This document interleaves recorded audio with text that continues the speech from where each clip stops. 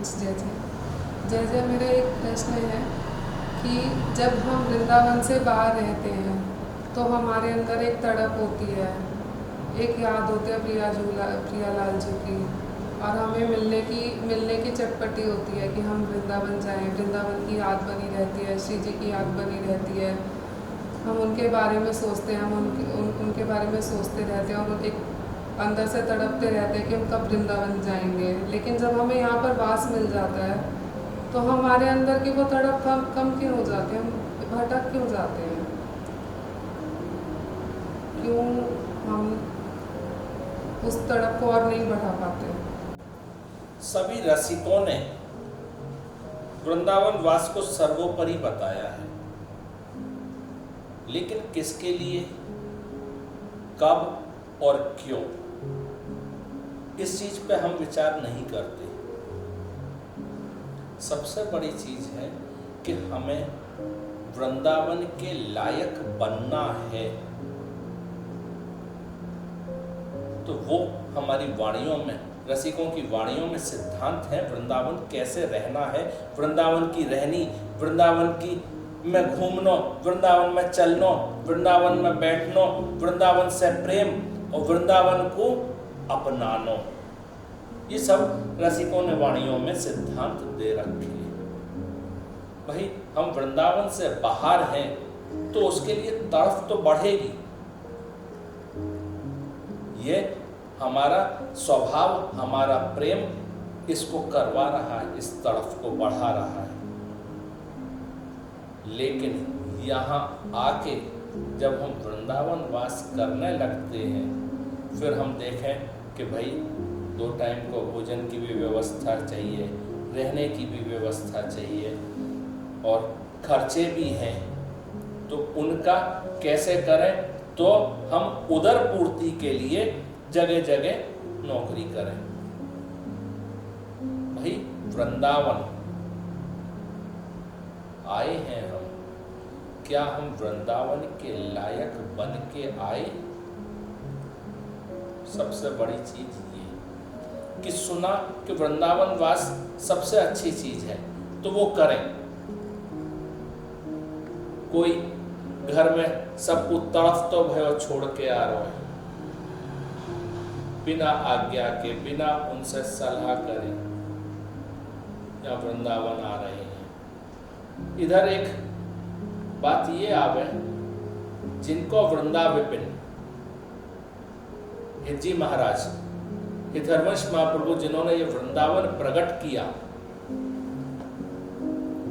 उनकी देखिए जो उनके चरित्र में आ रहा है हितरवंश महाप्रभु के, तो वो उसमें ये आ रहा है कि वो अपना वहाँ का सारा निर्वाह करके विवाह के बाद में बच्चा है, उसके बाद में अपनी पत्नी से आज्ञा लेके कह के कि हमें वृंदावन जाना है और वृंदावन की जो जिस कारण से उनका जन्म हुआ वो आगे के लिए उनको करना है, उसकी रूपरेखा बनानी है, यहाँ आके उसकी व्यवस्था करनी है और रसिकों को सुख मिले उसके लिए तैयारी करनी है। तो वहाँ अपनी पत्नी से कह के प्रेम से उन्होंने ये उत्तर दिया कि अभी बच्चा छोटे हैं, आप वहाँ पहुँचो, फिर हम बच्चों को लेके आएंगे।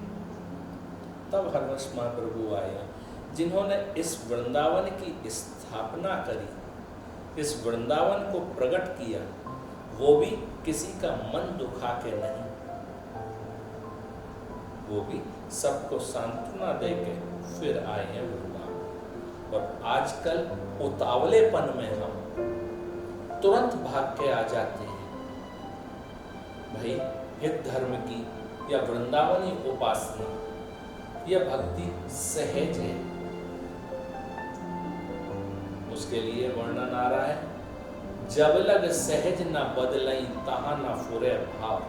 जब तक अपने अंदर सहज रूप से परिवर्तन नहीं लाएंगे, बदलाव नहीं लाएंगे, भाव प्रस्फुटित नहीं होंगे। अब वो वृंदावन के प्रति हो, प्रियालाल के प्रति हो, किसी के भी प्रति हो, भाव जब होंगे प्रस्फुटित, जब हम सहज रूप से, सहज शब्द का अर्थ होता है बिना किसी दबाव के, अंधेरे में भोजन करने बैठेंगे, हाथ सीधा ऊपर आएगा, ना दिमाग पर जोर डाला, ना कभी निशाना साधा, यह सहज स्वभाव है। अब खांसी आएगी, ना दिमाग ने जोर डाला, ना कभी हाथ उठा के लाई, हाथ अपने आप उठ के आ जाएगा। ऐसा भक्ति के प्रेमी के प्रति स्वभाव होगा, तब वृंदावन आना उचित है।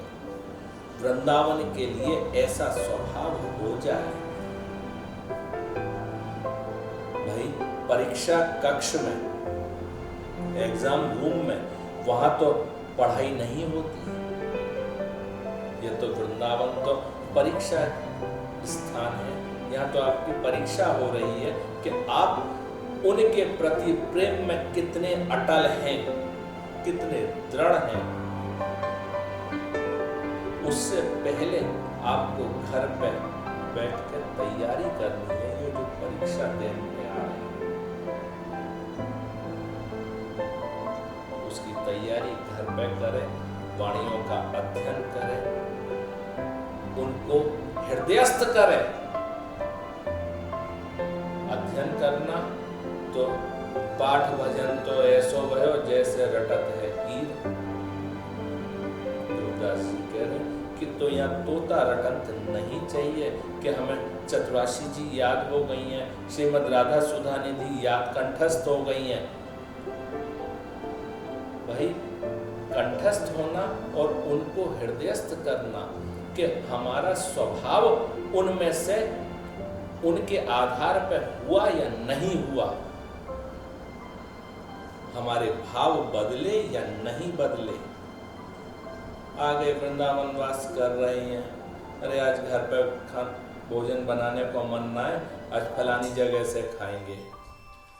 लोग यहाँ आके आज घर पर भोजन नहीं बनाना, आज फलानी जगह, अरे दूसरे ने कही फलानी जगह का की सब्जी अच्छी नहीं आती है या रोटी अच्छी नहीं मिलती है। भाई जब तक देह स्वाद लगे रहेंगे, वृंदावन आ रहे हैं, शुरू में तड़फ उठी चलो वृंदावन, कमरा बुक कराना है, अरे फलाने होटल में मत कराना, उसके बाथरूम गंदे हैं, उसकी बेडशीट गंदी रहती है, या उसका फलाना ये गंदा रहता है। भाई वृंदावन वास या वृंदावन के लिए तड़फ के लिए ये चीज जरूरी नहीं है। आपको छाया ही मिल जाए तो बहुत है, नहीं मिल रही है तो किसी लता के नीचे। कितने रसिक हुए जो होटल में रह रहे हैं या कुटिया बना के या कमरा बना के रह रहे हैं। भाई यहाँ तो ब्रज का महत्व है, लताओं का महत्व है। ध्रुवदास जी कह रहे हैं दूजे तीजे जो जुड़े, शाक पत्र कछु आए, ताही में संतोष कर रहे अधिक सुख पाए। या वृंदावन में सुख तो प्रियालाल का है, वो ही प्रतिबिंब रूप से हमें मिलता है तो सखियां खुश हैं, उसी से खुश हैं और वो ही चाहिए उन्हें। उनकी दर्शनावली के दर्शन ही सखियों का सुख है, उनका मिलन ही सखियों का सुख है। तो भाई यहां ध्रुवदास जी कह रहे हैं दूजे तीजे, दूसरे या तीसरे दिन जो जुड़े मिल जाए, शाक पत्र पत्ता, सब्जी का पत्ता या कोई टुकड़ा, उसी को पाकर संतोष कर। या तो अरे सवेरे तो आज बेड़ा ही खाएंगे कि वो खाएंगे कि ये खाएंगे, फलानी चीज खाएंगे नाश्ते में कि ये करेंगे। भाई देह स्वाद छुटाने हैं वृंदावन वास के लिए। यहां आके नौकरी नहीं करनी, यहां आके कॉलोनियों में फ्लैट या बंगला नहीं देखने, यहाँ तो कुटिया को है कि छप्पर डालो भयो, ऊपर से पानी भी टपक रो है, सारी सुख सुविधाएं लेके देह स्वाद छूटे नहीं और वृंदावन वास मिले, असंभव। भाई सबसे पहले जी महाराज के जो सिद्धांत हैं, जिन्होंने वृंदावन बनायो, वृंदावन की स्थापना करी, वृंदावन रसिकों के लिए प्रकट किया, उनके भाव तो देखें कि वो कैसा रहना चाह रहे हैं। बाई ना आई तो झाड़ू ना लगी घर में, बर्तन मजे नहीं। हिजी महाराज के समय की एक घटना, एक बड़े राजा आए हरवंश महाप्रभु से मिलने। उस समय हरवंश महाप्रभु मदन टेर पे विराजमान थे, राधा वल्लभ लाल को वहीं लाड़ लड़ाते। और राजा आए तो मालूम पड़ो कि महाराज अभी है नहीं, कोई काम से गए हैं। भाई क्या काम से गए हैं? राजभोग के लिए लकड़ी बीनने गए हैं, ये खबर लगी तो राजा को अचंभा भयो, खुद महाप्रभु लकड़ी बीनने गए। जब इंतजार कियो, जब महाप्रभु आए तब उनसे कह रहा है राजा कि महाराज जा काम के लिए मैं एक सेवक लगा दूं जो यह सेवा कर दियो करे, श्री जी के अमनिया के लिए लकड़ी बीन लायो करे। हरवंश महाप्रभु को क्रोध ना आतो, ऐसो सुनो है देखो है, लेकिन बा समय उनको क्रोध आयो कि तू राजा मेरी सेवा छीन रो है प्रियालाल की, मोए सेवा से दूर करना चाहवे। भाई ऐसे वृंदावन वास होवे ना कि चार आदमी काम करने वाले लग रहे हैं और हम जो अपने देश में, अपने शहर में जा हिसाब से रहते, वहां में इतनी सी भी फर्क ना आयो और वृंदावन वास करना चाह रहे हैं, तो ऐसे वृंदावन वास से क्या फायदा? भाई वृंदावन वास करनो है तो मन से करो। शरीर कहीं हो, शरीर की महत्वता नहीं है हित धर्म में, इसीलिए सेवक जी कह रहे हैं स्नान क्रिया जप तप नहीं। स्नान से शरीर शुद्ध होता है, मन नहीं। तो यहाँ मन की शुद्धता चाहिए, मन कहीं पे भी बैठे भाई वृंदावन रह सके। अब वृंदावन रह के मन, अरे बच्चा वहां पे फैक्ट्री में माने नुकसान कर दियो होगो या फलानी जगह ये कर दियो होगो, मन इधर उधर भटक रहे हो है इन बातन में, तो क्या फायदा? शरीर से वृंदावन है और मन इधर उधर है, तो ऐसे वृंदावन वास से कोई लाभ नहीं है।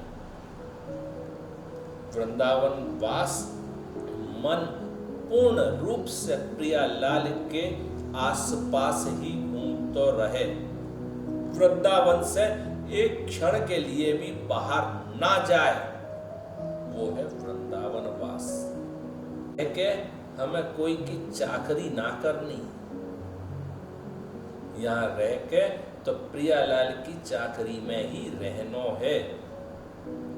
सबको मन रखते भाई अपने परिवार को, उनसे आज्ञा लेके उनकी वो मुस्कुराहट से अगर वृंदावन भेजें तब वृंदावन आए।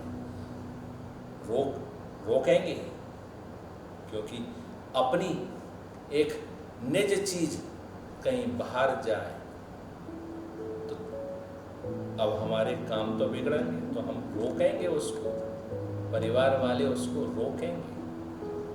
लेकिन हम वृंदावन के लायक वहां रह के हो जाएंगे तो श्री वृंदावन ऐसी कृपा करे कि उनकी मति भी सुधर जाए और वो हमें वृंदावन के लिए खुशी खुशी भेजे। ऐसो वृंदावन वास करनो है। नहीं तो जो अभी प्रश्न पूछा कि वहां तो मन ज्यादा तड़फ हो गए वृंदावन चले, और यहाँ आके वो तड़फ कम हो जावे हमारी। बाबा कारण मात्र ये है कि मन हमारा पूर्ण, शरीर से आ गए हम, लेकिन मन पूर्ण रूप से नहीं आया। इसके लिए सबसे बड़ी चीज ये है कि शरीर अपने देश में, अपने घर में रहे और मन को कोशिश करे कि वृंदावन भेजे जितना ज्यादा हो सके। हाँ, ये हम गारंटी ले सके कि ऐसी स्थिति हो जाए कि हम गहरी नींद में सो रहे हैं, पीछे से बच्चा आए और जोर से झंझोड़ के उठा दे, पापा पापा उठो। वह समय भी नींद अगर वृंदावन में खुले तो वृंदावन आने से कोई ना रोक सके। ऐसा स्वभाव करना है वहां रहे।